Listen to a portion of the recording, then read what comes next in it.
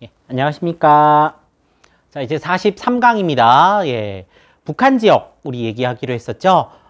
북한 지역은 앞서서 말씀드렸듯이 어렵습니다. 왜 어렵냐면요. 생소하고요. 가본 사람도 없어요. 저도 가보지 못한 곳을 막 가르쳐야 됩니다. 그래서 여기서 어려운 문제들이 나오는 경우가 있고요. 선생님 저 북한 나오면 그냥 찍을래요. 이러는 친구도 있는데요. 그 안에 원리가 그렇게 복잡하지 않으니까 잘 따라와 주시기 바랍니다. 자, 그럼 북한 지역 이야기 시작해 보겠습니다. 자, 북한 지역의 자연 환경부터 보도록 하겠습니다.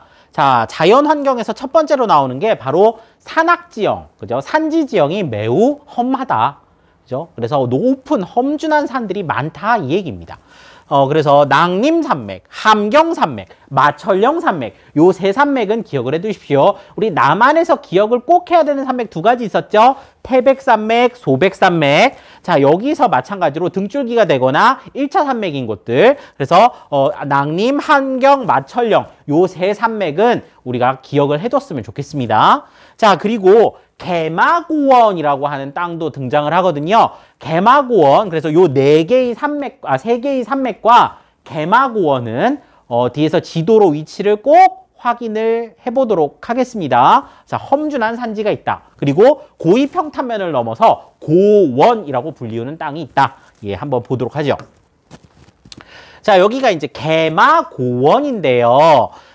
고원이라는 말은 우리가 고위평탄면하고 비슷하게 사용한다 그랬죠. 높고 지대는 높은데 대체로 평탄한 땅. 완전히 평평하다는 얘기는 아닙니다. 완전 뭐 테이블처럼 평평한 건 아니고요. 어느 정도 굴곡은 있지만 높고 꽤 평평한 땅을 고원 혹은 고위평탄면이라고 한다고 했고, 개마고원이 바로 이 우리나라에서 가장 높고 험준한 곳에 위치한 고원입니다. 자, 보면 굉장히 많은 굉장히 많은 땅 면적을 차지하고 있죠. 꽤 넓은 지역을 차지하고 있고, 자, 여기가 백두산입니다. 선생님 지금 표시한 데 보입니까? 자, 요 백두산을 경계로 중국과 이제 우리나라가 나뉘고, 이 백두산 폭발의 이제 영향으로 이제 용암이 흘러내리면서 이 지역을 뒤덮기도 했고, 또 그 밖에도 여러 가지 지각 운동으로 인해서, 그죠? 산맥도 지나갑니다. 그래서 험준한 산맥도 지나가고, 백두산 폭발의 영향을 받아서 높은 고원이 나타난다. 여기를 개마고원이라고 한다. 기억해 두시면 되겠습니다. 자, 그 다음에 강과 평야입니다. 자, 강 우리가 알아야 될 거 4개예요. 자, 압록강, 대동강, 두만강, 그리고 여기는 써있지 않지만 기후 배울 때 나오는 청천강까지 해서 4개의 강 정도는 위치를 좀 알아두는 게 좋습니다.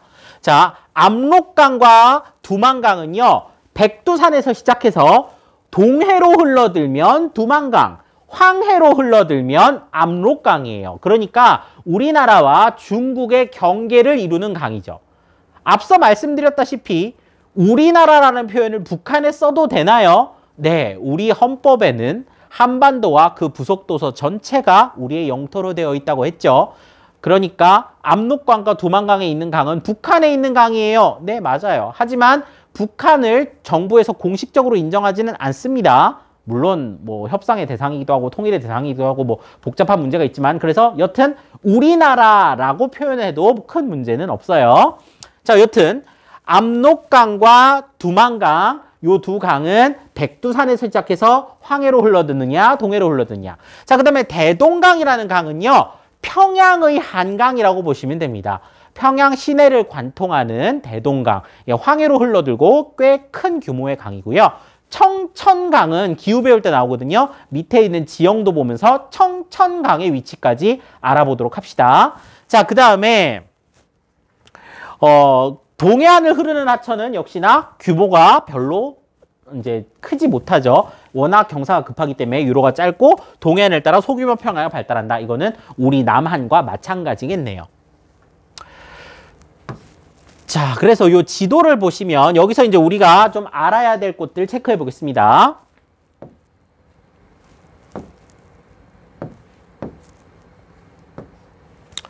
자, 먼저 산맥, 마철령 산맥, 낭림 산맥, 함경산맥 있죠. 높고 험준한 산맥들이 이렇게 동부에 몰려 있고요. 자, 여기하고 백두산까지 해서 요 안에 위치한 곳 개마고원의 위치도 알아두십시오. 높고 험준한 산맥들과 개마고원 산 얘기했고요. 강 얘기해 볼게요. 자, 강. 자, 백두산에서 시작해서 황해로 흘러드는 거 압록강. 백두산에서 시작해서 동해로 흘러드는 거 두만강. 그리고 평양의 한강처럼 흐르는 강 대동강. 그리고 아까 기후 배울 때 나온다 그랬죠? 압록강과 대동강의 중간쯤 되는데 이렇게 묘향산 요쪽으로 흘러가는 강 청천강. 요 정도는 알아두셔야 된다 했습니다. 자, 그리고 이 대동강 일대에는 재령평야와 평양평야라고 하는 평야도 발달합니다. 여기가 평야기 때문에 소우지거든요. 그것도 기후에서 다시 한번 강조해 드리도록 하겠습니다. 자, 지금 지형에서 우리가 알아야 될 곳들 체크했습니다. 백두산에서 시작된 두 개의 강, 그 다음에 대동강, 청천강, 개마고원을 둘러싼 낭림, 함경, 마천령, 그리고 당연히 백두산도 알아야겠죠. 이 정도 우리가 점검해 주시고 가면 되겠습니다. 자, 북한의 지형에서 필수적으로 알아야 될 곳 알아봤습니다. 자, 이제 기후입니다. 기후가 참 어려웠어요. 그런데 우리가 1학기 때 배웠던 기후가 기억이 난다면 잘 안 날 것 같긴 한데 기억이 난다면 여기는 어렵지 않습니다. 자, 한번 따라와 보도록 하죠. 남한보다 위도가 높아요. 기온이 낮겠죠. 대륙의 영향을 더 많이 받아요. 대륙에서 가깝기 때문에. 그래서 기온의 연교차가 큰 편입니다. 남한보다는. 자, 그 다음에 지형과 바다의 영향으로 동해안 지역이 같은 위도의 서해안보다 겨울 기온이 높다. 이거 계속 얘기했죠. 남한과 똑같죠. 자, 그러면은 연교차를 비교해 볼까요? 연교차 가장 작은 곳은 동해안, 두 번째로 작은 곳은 서해안, 가장 큰 곳은 내륙. 이렇게 되잖아요. 북한도 마찬가지입니다. 동해안이 겨울에 가장 따뜻하기 때문에 연교차가 가장 작아요. 그 다음에 바닷가는 바닷가지만 동해보다는 물이 얕은 서해안 쪽은 연교차가 그거보다는 좀 크고 겨울에 조금 더 춥고 내륙은 가장 큰 연교차를 갖고 있다. 자, 요거 우리 기억하고 있습니다.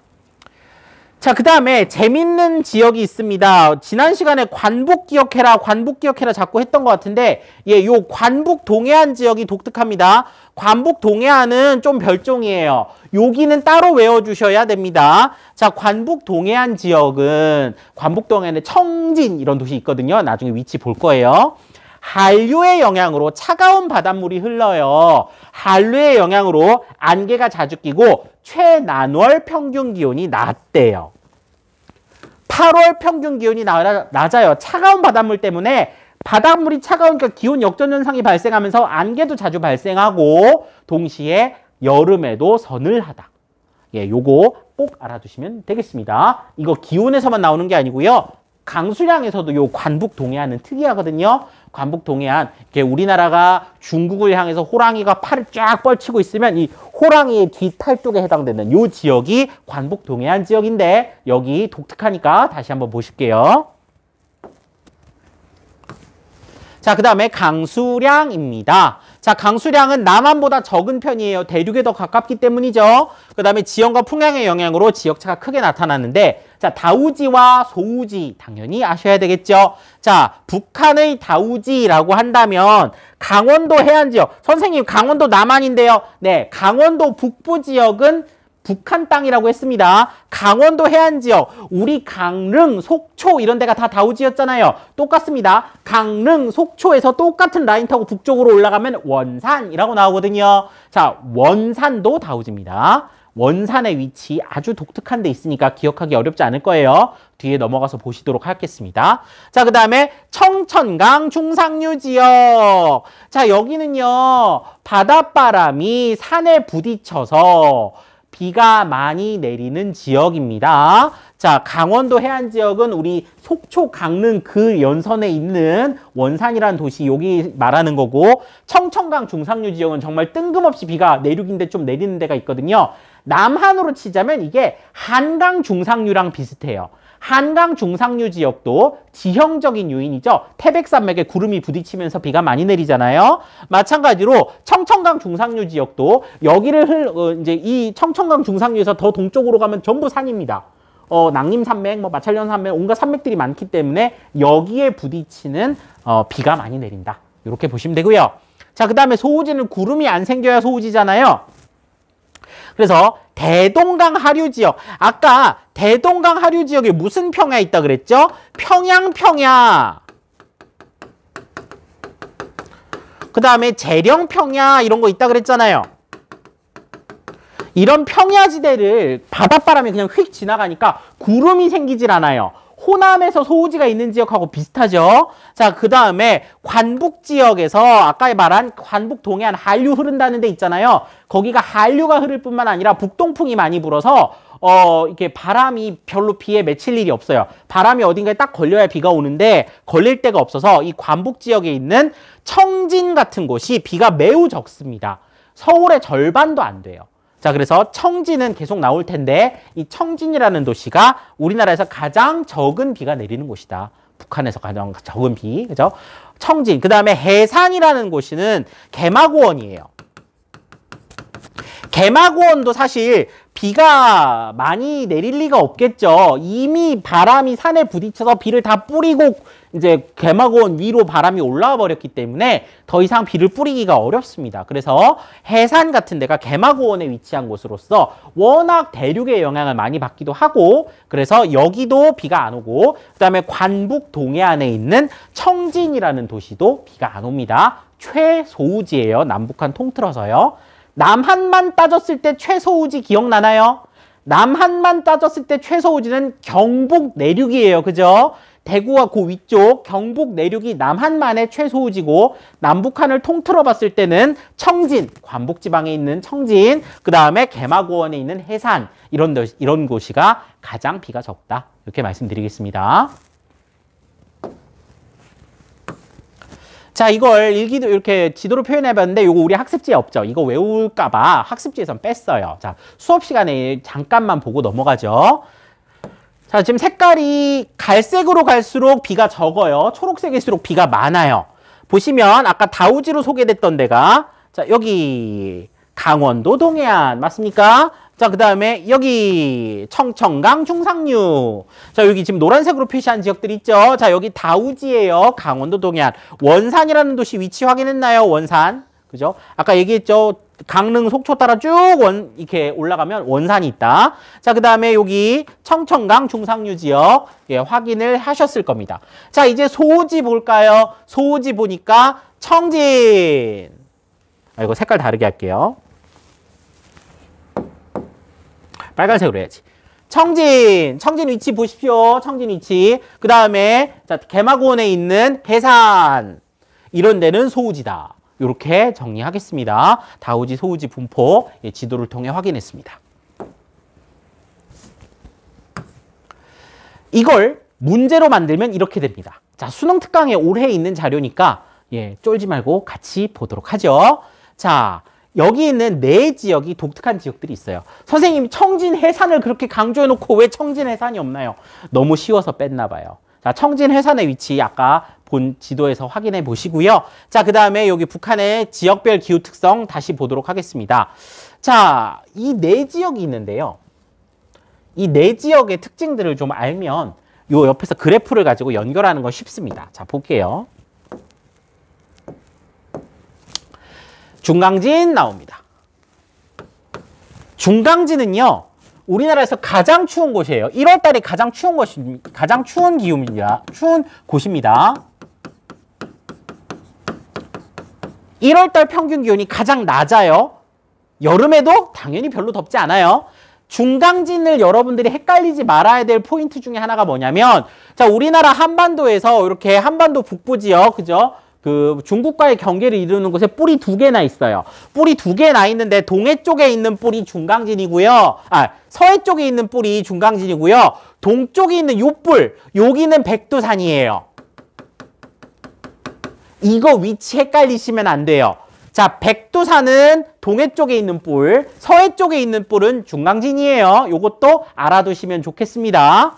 자, 그 다음에 남포, 원산, 희천 있어요. 저는 희천을 별로 들어본 적이 없는데 그냥 위치상으로 보면 아 이거 청천강 중상류겠구만. 그죠? 아 여기 내륙이네. 내륙인데 중강진보다 더 내륙일까요? 우리나라는 북쪽엔 바다가 없죠? 여기 중국하고 붙어있는 데죠? 자, 중강진이야말로 가장 대륙의 영향을 많이 받을 거예요.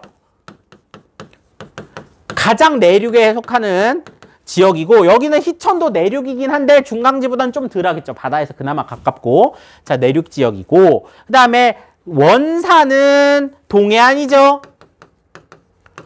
동해안이면 연교차가 어때요? 작아요. 다우지예요. 요런 것들 기억이 날 겁니다. 자, 희천도 내륙이긴 하지만 청천강 중상류에 있으니까 다우지겠죠. 하지만 둘 다 다우지인데 누가 더 비가 많이 오냐면 원산이 더 많이 옵니다. 앞에 지도에서 확인하셨을 거예요. 자, 그 다음에 남포예요. 남포 대동강 하류예요. 네, 서해안이면서 대동강 하류니까 소우지겠네요. 요 정도를 구분할 수 있습니다. 자, 중강진 가장 추운 곳, 그 다음에 희천은 내륙이긴 한데 다우지, 남포는 서해안에 위치했으니까 연교차는 그래도 희천이나 중강진보다 작겠지만 소우지, 그 다음에 원산은 다우지면서 연교차는 제일 작아. 요렇게 봤습니다. 이 네 지역도 어딘지 한번 위치를 눈여겨봐 주시기 바랍니다. 요거 필기를 하기가 어려운 친구들은 잠깐 영상 멈추시고 하시면 돼요. 자, 이제 그래프랑 연결해 보죠. 자, 가나다라가 있어요. 가나다라가 있는데 일단 딱 보니까 제일 추운 데부터 찾아봐. 자, 중강진이 제일 춥다 그랬잖아요. 중강진 제일 추운데 어딘가 보니까 야, 1월 달에 영하 20도까지 그냥 평균이 영하 20도인 데가 있네요. 이거 어디겠어요? 제일 추운데 여기가 중강진. 여름에도 20도 간신히 넘네요. 그죠? 자, 그 다음에 가장 따뜻한 데 찾아보세요. 1월 달에 가장 따뜻한 데, 연교차 제일 작은데 꺾은 선 그래프에 키가 제일 작으면 연교차가 작잖아요. 꺾은 선 그래프의 키가 제일 작은 데는 라죠. 여기가 바로 원산. 자, 이제 남포랑 희천을 구분해야 되는데 희천은 다우지, 남포는 소우지. 그죠? 강수량을 가지고 비교해 볼 수도 있고 연교차를 갖고 비교해 볼 수도 있어요. 남포는 바닷가, 희천은 내륙. 그러니까 어느 쪽이 더 비가 많으면서 연교차가 크냐? 나번이죠. 여기가 희천, 여기는 남포. 이렇게 정리하겠습니다. 자, 요거 선생님이 말한 기준으로 분류하셔도 되고요. 수능 특강에서도 또 별도의 기준으로 분류를 했는데 쌤이 이렇게 해서 중강진, 희천, 남포, 원산의 순서로 기후 그래프와 지역을 매칭해봤습니다. 그래서 밑에 있는 설명을 이미 다 드린 것들이니까 쭉 보시고 참고하시면 되겠습니다. 자, 이렇게 척박하다면 척박하고 어렵다면 어려운 자연환경을 갖고 있어요. 이렇다 보니까 주민 생활도 이 자연에 많이 얽매일 수밖에 없는데요. 특히나 농업이라든지 음식 그리고 가옥에 있어서는 이 자연환경의 속박을 많이 받는 편입니다. 자, 일단 북한의 농업 특징하면 우리가 꼭 알아야 될 것이 바로 밭농사의 비율이 많다는 점입니다. 밭농사를 많이 짓는다. 남한보다 경지 면적이 넓어요. 땅이 넓은데 밭농사를 주로 하고 경사지가 많아요. 산에다가 그냥 밭을 만들어 놨어요. 식량 문제가 심각했던 시기가 있고 지금도 식량 문제가 해결되지 않았기 때문에 경사진 데다가 그냥 밭을 만들어요. 이래버리면 여름철에 자연재해 피해를 많이 받습니다. 비가 많이 내렸을 때 나무가 심겨져 있는 산은 흙을 꽉 붙들어서 아무 문제가 안 생기는데요. 밭작물들은 힘이 그렇게 없어요. 비가 오면 다 쓸려 내려가요. 그럼 작물들만 쓸려가는 게 아니고 흙도 쓸려가죠. 자, 이렇게 쓸려나간 흙들이 쭉 이제 어디 흙탕물이 돼서 흘러가서 강 바닥에 쌓입니다. 강 바닥에 흙탕물에서 온 흙들이 막 쌓이면 강바닥이 높아지죠. 강바닥이 높아지면 비가 조금만 와도 강이 넘쳐요. 강이 넘치기 시작하면 주변의 평야 지역에 있는 농사까지 못 짓게 됩니다. 이게 북한의 식량 문제를 더욱 심각하게 만드는 요인 중에 하나예요. 이렇게 당장 급하니까 경사진데다가 막 작물을 심어 요걸 다락밭이라고 합니다. 네, 요거 뒤에서 보도록 할게요. 자, 어쨌든 그래서 토지 생산성, 그 토지에서 나오는 생산량이 되게 적어요. 보시면 그래서 옥수수, 메밀, 감자, 밀 뭐 이런 것들을 많이 밭작물 위주로 쌀이 좀 귀해요. 북한에서 오신 분들이 얘기 들어보면 쌀을 되게 귀한 취급을 하는 걸 볼 수 있어요. 식량난 자체가 원래 있기도 하지만 그것뿐만 아니라 논농사를 많이 못 지어서 그래요. 자, 그 다음에 가옥, 집 얘기인데요. 우리 집 얘기는 기후 배울 때 했어요. 관북 지역에서 밭전자형 가옥 쓴다는 얘기 기억납니까? 이렇게 방을 이렇게 만들고 요 옆에 따뜻하게 아궁이 피워가지고 정죽간까지 있는 요런 집들, 요런 것들이 이제 겨울에 혹독한 추위를 이겨내기 위한 가옥이다. 예, 이런 얘기 했었습니다. 저 다락밭 그림 보입니까? 산을 그냥 깎아서. 땔감도 부족하기 때문에요. 산이 다 민둥산이에요. 우리도 그랬어요. 그랬다가 1970년대, 80년대 경제가 성장하면서 나무 이외의 연료를 쓰기 시작했고 정부 차원에서도 강력하게 나무 심기 운동을 벌여서 지금은 이런 산이 없지만 북한에 가보면 이런 경우가 되게 많습니다. 감자를 이용해서 만든 만두 뭐 이런 것도 있고요. 자, 그 다음에 냉면 메밀로 만들죠. 예, 이런 것들도 이제 북한에서 밭작물을 이용한 음식 문화다. 예, 보시면 되겠습니다. 논밭 면적 비율 보시면요. 남한은 논 면적이 밭 면적보다 많아요. 근데 북한은 밭이 압도적으로 많죠. 자, 그 다음에 경지 면적은 북한이 더 넓은 걸 볼 수 있습니다. 그렇지만 북한은 시설 농업도 안 되고요. 계절적으로도 겨울이 너무 길고요. 그런 이유로 경제력의 차이도 심하고 이래서 남한보다 생산성은 매우 떨어지는 편이에요. 어쨌든 논밭 면적 비율 봤고요. 그다음에 식량작물 생산 비율 보시면 북한이 톤으로 따지면 되게 많이 생산을 하는 것처럼 보입니다. 아니, 인구는 우리 반밖에 안 되고요. 북한의 인구가 우리 절반밖에 안 되거든요. 그런데도 불구하고 아니 식량 생산량 더 많잖아요. 근데 왜 못 먹고 살아요? 북한에서 생산하는 식량들이 영양의 밀도가 좀 낮아요. 물기가 많고 그래서 무게로 재면 되게 무겁게 나오는데 실제로 먹었을 때 뭔가 사람들에게 공급된 영양이 부족해요. 대표적인 게 쌀 같은 거죠. 쌀은 되게 단단한 알갱이로 만들어지잖아요. 그래서 쌀은 그 자체로 거의 영양 덩어리라고 볼 수 있는데 감자나 옥수수 이런 거는 물기도 많이 포함되어 있고 좀 달라요. 그래서 이 톤으로 봤을 때는 북한이 더 생산량이 많은 것처럼 보이지만 실제로 국민들에게 돌아가는 어떤 영양적인 가치에서는 남한이 더 낫다고 합니다. 뿐만 아니라 우리는 돈이 좀 있잖아요. 그래도 수입도 해서 먹고 여러 가지 풍족한 식생활을 할 수 있기 때문에 생산량이 좀 적어도 북한에 비해서 식량 문제가 전혀 없다. 이렇게 말씀드리겠습니다. 심지어 재배하는 면적은 2배가 넘네요. 그죠? 북한이. 자, 여기 보면 독특한 표현들이 나옵니다. 우리가 남한 농업 통계 배울 때는요. 쌀 알겠어요. 맹류 알겠어요. 나머지 잘 모르겠어요.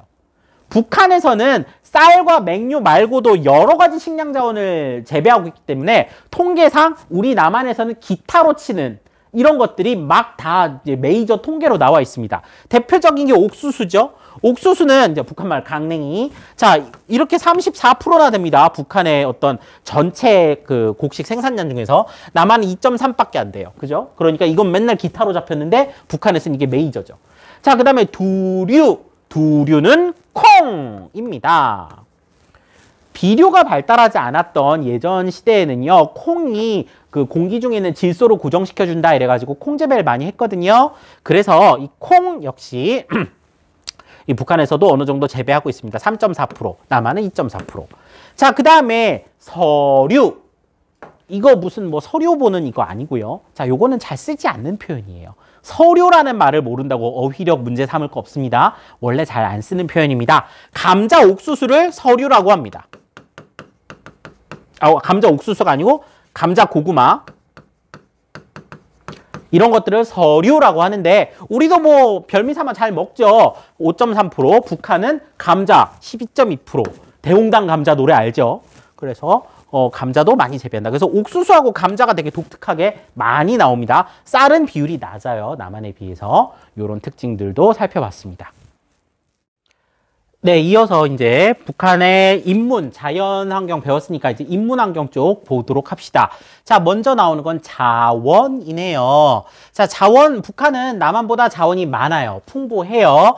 석회석, 무연탄, 이거 남한에도 있죠. 철광석은 아주 조금 있다 그랬는데 북한은 많아요. 그 다음에 텅스텐 우리 뭔지 배웠죠. 그 다음에 마그네사이트. 마그네사이트는 마그네슘 계열의 자원인데요. 주로 벽돌 같은 거 만드는 데 씁니다. 자, 요런 것들이 풍부하다 이렇게 나오는데 에너지 소비 구조도 당연히 북한은 수입 같은 게 어렵기 때문에 석유, 천연가스 이런 거 잘 못 쓰고요. 이 자원 중에서 그나마 많은 거 무연탄이잖아요. 우리가 무연탄이 무슨 누층군이었죠? 평안누층군이었죠. 그 평안누층군에 위치한 그 자리 잡은 무연탄 위주의 그죠? 석탄 이 에너지 소비에서 아주 큰 비중을 차지합니다. 그리고 수력 발전이 되게 많아요. 자원에서 무연탄이 많은 건 우리가 이거 평안누층군 이름이 평안누층군이잖아요. 평안도에 있으니까 평안누층군이겠죠. 그와 함께 산지가 이제 험준하기 때문에 이제 떨어지는 물의 낙차가 크잖아요. 이걸 이용한 수력 발전도 많은 비중을 차지하고 있어요. 자, 내용 보시면 자, 이거는 북한에서 가장 큰 댐 수풍댐입니다.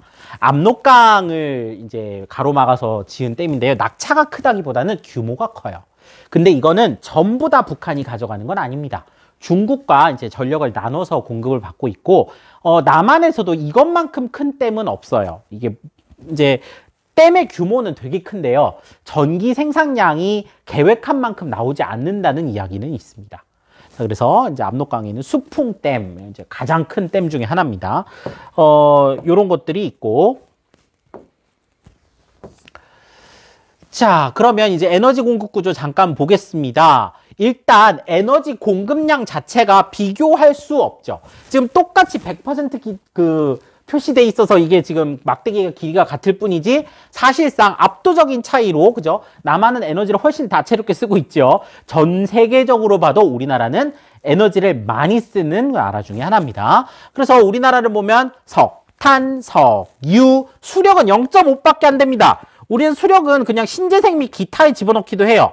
그래서 0.5밖에 안 되는데 북한은 꽤 많죠. 자, 그 다음에 원자력, 그 다음에 천연가스 이런 공급량 순위가 나와 있습니다. 이건 우리 5단원에서 이미 학습했어요. 자, 북한은 독특합니다. 북한은 석탄이 일단 자기네들이 좀 갖고 있으니까 이 석탄을 많이 쓰고 그 다음에 석유는 상대적으로 비중이 굉장히 낮죠. 이 총 공급량이 차이가 나는 걸 봤을 때 석유는 정말로 귀합니다. 경제제재라든지 여러 가지 국제사회에서 문제가 많기 때문에 석유는 거의 이용하기 못하고요. 대신에 북한이 힘주고 있는 게 뭐라 그랬어요? 높은 산지와 큰 낙차를 이용해서 수력발전, 남한 0.5인데 북한 28.1. 석탄 다음으로 수력이라는 거죠. 그 다음에 기타가 11.1. 기타는요, 전부 땔감이에요. 여기에 남한의 기타하고 북한의 기타는 전혀 다릅니다. 남한의 기타는요, 풍력, 조력, 태양광 뭐 이런 거라면 북한의 요거는 신재생 에너지는 당연히 없고요. 전부 나무예요. 그렇다 보니까 민둥산이 많다 이런 말씀 드렸습니다. 자, 그래서 발전 설비 분포 보시면 자, 지금 험준한 산맥이 있는 아까 뭐 마철령 산맥, 뭐 낭림 산맥, 함경 산맥 이런 산맥들이 많은 요쪽 지역에 이제 그 수력 발전소가 많고요. 그다음에 석탄을 이용한 화력 발전소는 평양을 중심으로 해서 요쪽에 많습니다. 물론 이게 우리나라하고는 비교할 수 없을 정도로 남한과는 비교할 수 없을 정도로 적은 양을 생산하고 있어요. 수풍댐 여기 있죠. 꽤 크죠. 여기도 말고도 굉장히 많은 그 수력 발전소가 건설돼 있다. 이 정도만 보시면 되겠습니다. 자, 그 다음에 광물 자원 비교 보면요. 남북한 차이가 꽤 많이 나는 걸 볼 수 있습니다. 지금 북한은 통계가 대략적이기 때문에 딱딱 떨어져요. 2,000톤, 뭐 5,000톤 이렇게 돼 있는데 어쨌든 이런 식으로 풍부한 자원이 좀 있다. 근데 에너지 자원은 딱히 없어요. 물론 석탄이 있긴 한데 무연탄 말고는 좀 광물 자원 위주로 되어 있습니다. 일단 철 같은 거는 이제 무산이라고 하는 데서 철광이 이제 유명하고요. 그 밖에도 여러 가지 이제 그 다양한 자원들이 있다. 이 정도만 보시면 되겠습니다. 자, 이제 인구와 도시 이야기 해보겠습니다. 북한의 인구는 2,500만 명 내외이기 때문에 남한의 절반 정도예요. 국토 면적은 따지면 지네가 더 넓어요. 그럼에도 불구하고 이제 남한의 인구보다는 더 적습니다. 산악 지역이 워낙 많고 경제난이 심각했습니다. 북한의 경제난에 대한 부분 이런 것들은 아마 윤리 시간에 좀 배울 수 있을 거예요. 출산율이 낮아지면서 인구 증가율이 낮아지고 고령화가 나타나요. 전 세계에서 가장 못 사는 나라 축에 속하는데 이게 너무나도 경제 상황이 어렵다 보니까 보통 저개발국은 출산율이 높게 마련인데 여기는 극한 상황까지 몰려가지고 출산율이 낮아요. 그래서 노년층 인구가 늘고 있어서 출산 장려 정책을 북한도 펴고 있다. 이런 얘기를 하고 있네요. 북한의 인구 분포를 보면 아까 서부에 대동강 하류, 그다음에 황해도, 청천강 하류 이런 지역에 넓은 평야가 있기 때문에 서부에 주로 사람들이 많이 살고 있고요. 북동부 내륙 지역, 그러니까 개마고원 일대는 인구가 희박합니다. 자, 그래서 인구의 40% 이상은 북한의 서쪽에 살고 있다. 동쪽에 그죠? 험준한 산맥이 있는 데는 사람이 그렇게 많지 않다. 이렇게 보시면 되겠습니다. 주요 도시인데요. 이거 있잖아요. 여러분들 지도에 표시하셔야 되거든요. 지금 밑에 보시면 우리 아까 지형 나와 있던 지도 있잖아요. 82쪽에. 그 지도에다가 도시들 한번 위치 표시해 보세요. 자, 먼저 평양입니다. 북한의 수도 역할을 하고 있지요. 자, 그래서 보시면 300만 명이 넘는 북한의 정치, 경제, 사회 중심지 평양.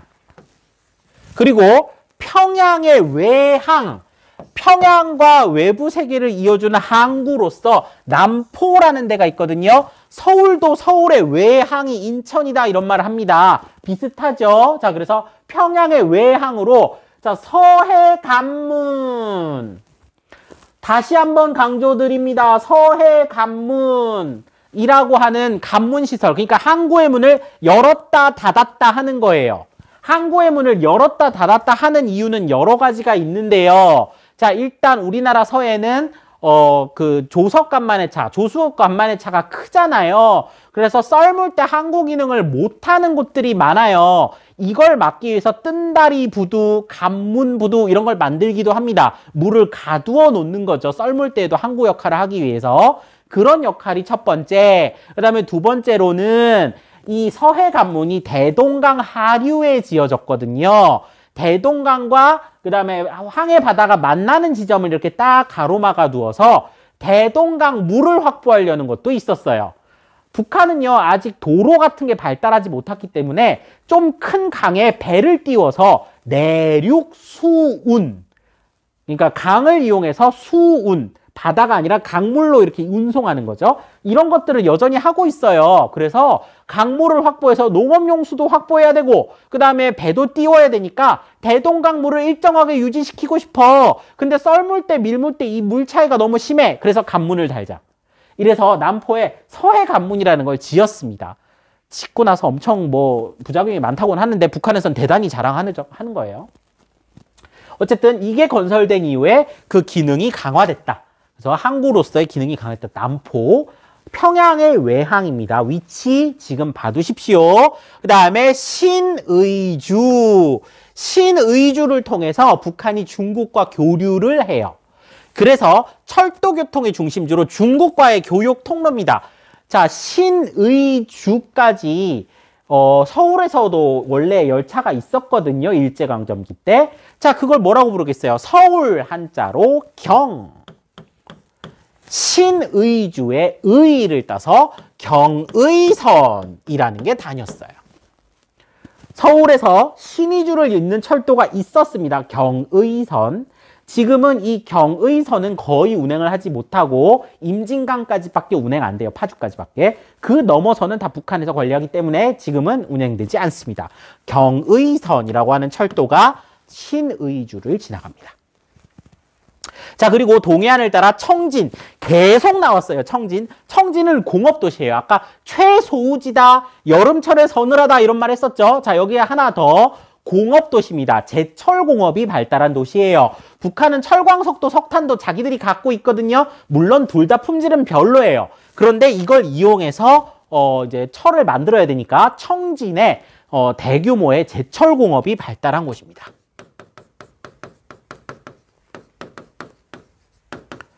자, 그 다음에 원산. 원산도요, 일제강점기 때 항구로 개발되면서 상업과 공업이 발달한 곳입니다.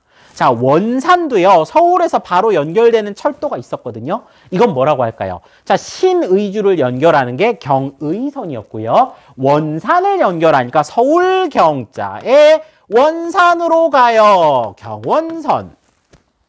요런 철도가 연결되어 있었습니다. 지금 역시 경원선도 연천까지만 가고요. 우리 1호선 타면 소요산행 열차 있잖아요. 그 소요산역까지 가는 게 그게 경원선이에요. 그게 더 연장되면 원산까지 가는 건데 지금은 끊겨 있습니다. 그래서 경의선은 신의주, 경원선은 원산. 요런 데 위치 확인해 두십시오. 자, 지금 5개의 도시가 나왔네요. 평양, 남포, 신의주, 청진, 원산. 자, 위치 지도에서 확인하십시오. 자, 다시 볼게요. 자, 요 지도에다가 확인하시면 됩니다. 자, 위치 빨간색으로 표시해야지. 보죠? 자, 평양, 북한의 가장 중심지 평양. 평양의 외항 남포. 남포에서 우리 기억해야 될 거 뭐 있다 그랬죠? 서해관문. 알아두시라고 했죠? 자, 그 다음에 여기 청진. 청진하면 뭐 알아두라고 그랬죠? 제철공업.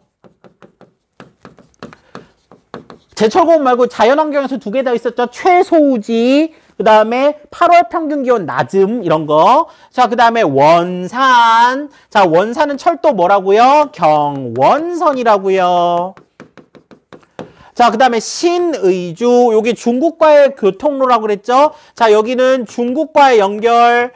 그 다음에 우리 서울에서 가는 철도 경의선, 이런 거 있었죠? 요런 거 기억해 두시면 좋겠습니다. 자, 하나, 둘, 셋, 넷, 5개의 도시 기억했고, 그 다음에 우리 아까 중강진 뭐였었죠? 여긴 도시는 아니에요. 자, 여기는 가장 춥다. 이런 것도 지도에서 봐두시면 좋겠습니다. 자, 5개의 도시 위치 확인했습니다. 북한 낯설어요. 요 정도는 알아주셔야 됩니다.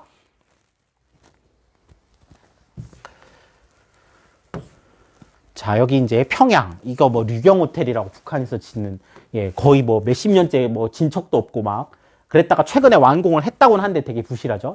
이 북한의 나름 랜드마크예요. 우리 서울에 이제 뭐 여러 가지 랜드마크가 있듯이. 그래서 제일 좀 그나마 북한에서 가장 좀 있어 보이는, 예, 그런 동네입니다. 평양. 자, 그 다음에 신의주. 아까 뭐랬어요? 신의주는 중국과의 연선에 있어서 연결되고 경의선 철도가 여기까지 온다. 그래서 이런 지방도시만 돼도 아까 평양보다 때깔이 확 다르죠. 그 다음에 남포에 있는 서해갑문. 요 갑문을 통해서 대동강 물을 막아요. 그래서 썰물 때 대동강 물을 딱 막아가지고 그 안에서 이제 항구의 기능도 하고 대동강 물도 확보하고, 그죠? 요런 것들 서해갑문 남포에 있다. 그리고 이제 청진에 뭐 이름 길어요. 김책 제철 연합 기업소. 뭐 연합도 아니고 연합. 자, 청진 제철소입니다. 그래서 여기가 이제 북한에 이제 개마고원의 무산이라는 곳이 있어요. 무산에서 나오는 철광석을 이용해서 이제 여러 가지 그 자기들이 이제 자급자족할 철을 만들어내는 곳입니다. 철광석도 무연탄도 있으니까 가능은 하대요. 품질이 안 좋지만 조선은 뭐 어쩌고 뭐 결심하면 뭐라고 써 있는데 뭐 그런가 봐요. 어쨌든 청진 제철소. 자, 그 다음에 원산. 원산은 아까 우리나라가 이렇게 동해안 쪽이 이렇게 쭉 올라가다 한번 꺾이잖아요. 동해안 쪽이 꺾이는 딱 그 경계가 원산이었죠. 그래서 여기 이제 원산이 넓은 요 꺾이는 부분에 이렇게 넓은 해수욕장이 있어요. 여기 이제 명사심리 해수욕장이라고 앞에 리조트처럼 개발하고 싶은가 봐요. 그래서 이렇게 개발을 뭐 진행을 한다, 이런 얘기가 있습니다. 뒤에 스키장도 뭐 하나 짓는다, 뭐 이런 얘기가 있는데 잘 되고 있는지는 모르겠어요. 어쨌든 원산에 이런 해수욕장도 보입니다. 자, 그 다음에 이제 산업, 교통 얘기해 봅시다. 자, 북한은 일상생활용품보다는 전쟁을 위한 물품 준비를 훨씬 먼저 했어요. 그래서 중공업 우선 정책을 했는데 이게 이제 소련의 방식하고 비슷합니다. 소련도 그랬어요. 군대에 필요한 것, 공업, 그 다음에 기계, 금속, 화학 이런 것들이 발달한 반면 경공업, 우리 일상생활에서 쓰는 작은 물품들도 부족한데 이것부터 한 거야. 그랬더니 농업도 안 돼, 경공업도 안 돼. 그래서 생활 필수품과 식량은 부족하고 오히려 군수 물자들만 확보가 된다. 근데 이게 국민 생활이 안정이 안 됐기 때문에 이것도 잘 안 되는 거죠. 그래서 주요 공업지역은 한번 보시면 됩니다. 이 중에서 여러분들이 알아둬야 될 공업도시로서 알아둬야 될 거 당연히 평양 근처 남평양 남포는 북한의 수도권이니까 우리의 수도권 공업지역처럼 발달을 했고 아까 계속 말씀드렸어요. 관북 해안지역 그다음에 함흥이라든지 청진 조금 남쪽에 함흥이 있거든요. 요런 데가 이제 아까 말한 제철공업이라든지 다양한 공업이 발달했다. 이렇게 말씀드립니다. 네, 이어서 말씀드릴 부분은 교통입니다. 자, 교통도 뭔가 독특해요. 자, 우리가 흔히 생각하는 상식 밖이에요. 자, 우리가 흔히 생각하기에 도로가 여객이든 화물이든 수송분담률 1위여야 하는데 북한은 철도입니다. 철도가 된 이유가 여러 가지가 있겠지만 첫째로는 북한이 도로를 깔기에는 그들의 자본이나 기술력으로 도로를 깔기에는 북한의 지형이 너무 험준해요.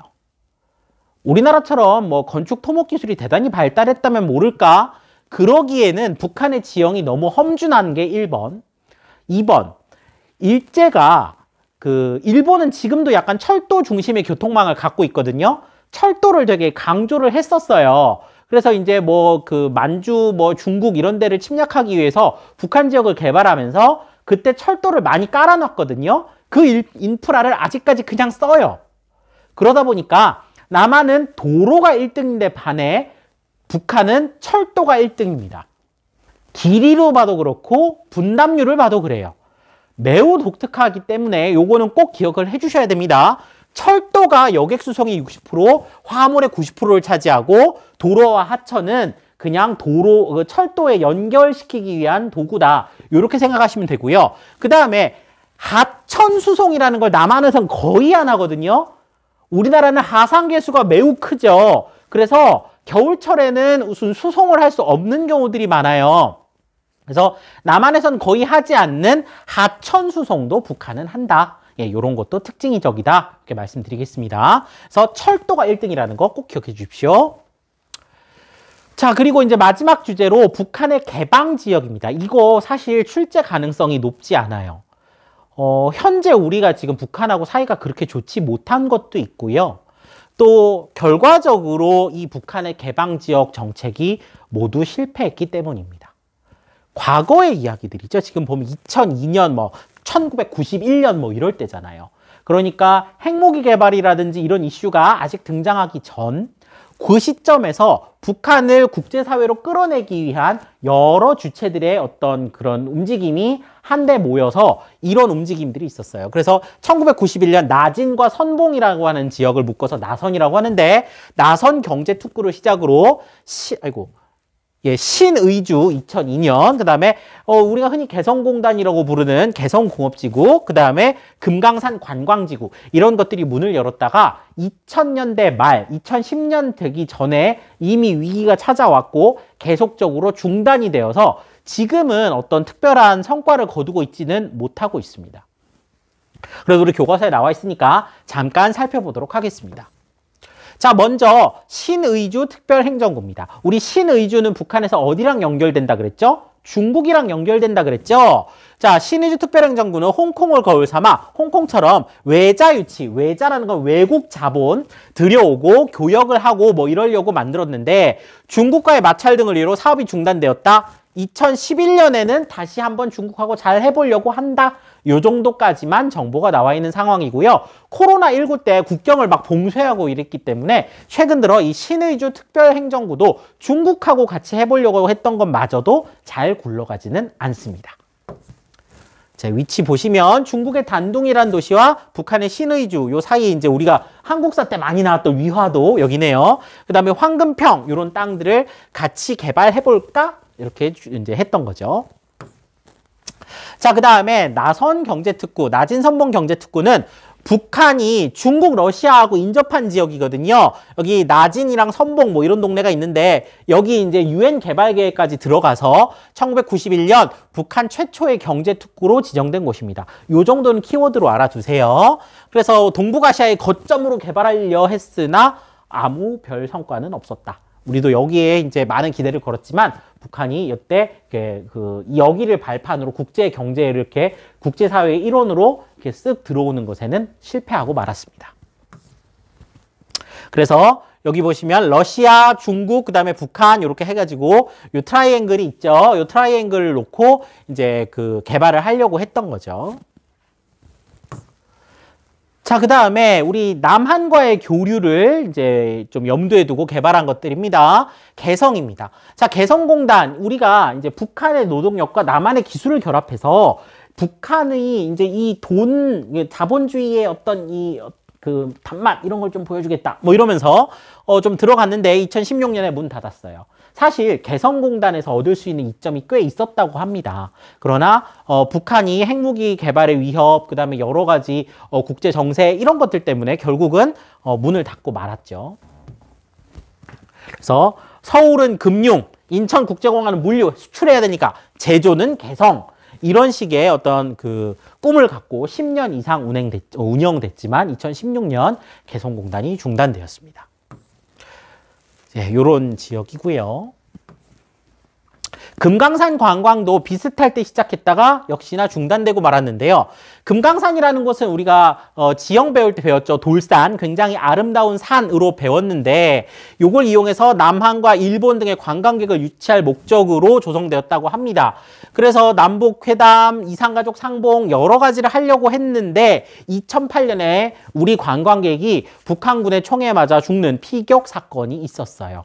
이후로 남한의 금강산 관광이 중단되었고 이때부터 관계가 계속 틀어지기 시작해서 개성공단까지 중단되고 해서 오늘날 지금 북한과 함께 교류하고 있는 직접적인 부분은 없다 이렇게 보시면 되겠습니다. 그래서 우리나라 이제 그 강원도 북부죠. 그리고 강원도 북부의 고성 이쪽에서 시작해서 배 타고 또는 자동차 타고 이렇게 금강산까지 갔다 오는, 그래서 원산까지 이렇게 올라가는 이런 그 관광 코스가 있었지만 수학여행을 갔던 학교도 있대요. 그렇지만 지금은 중단되었습니다. 자, 여기까지 해서 북한에 대한 내용 잘 봤고요. 이제 44강부터 이제 남한의 6권역을 볼 거예요. 제주는 우리가 중간고사 때 봤으니까요. 5권역 보면 되겠죠? 수도권, 충청권, 강원권, 호남, 영남 이렇게 해서 5개의 권역을 한 강씩 또 만나보도록 하겠습니다. 자, 이렇게 길고 좀 낯설었어요. 이 43강이 좀 길었는데요. 유독 여러분들이 잘 이해하고 숙지했으면 좋겠습니다. 자, 여기까지 하겠습니다. 고맙습니다.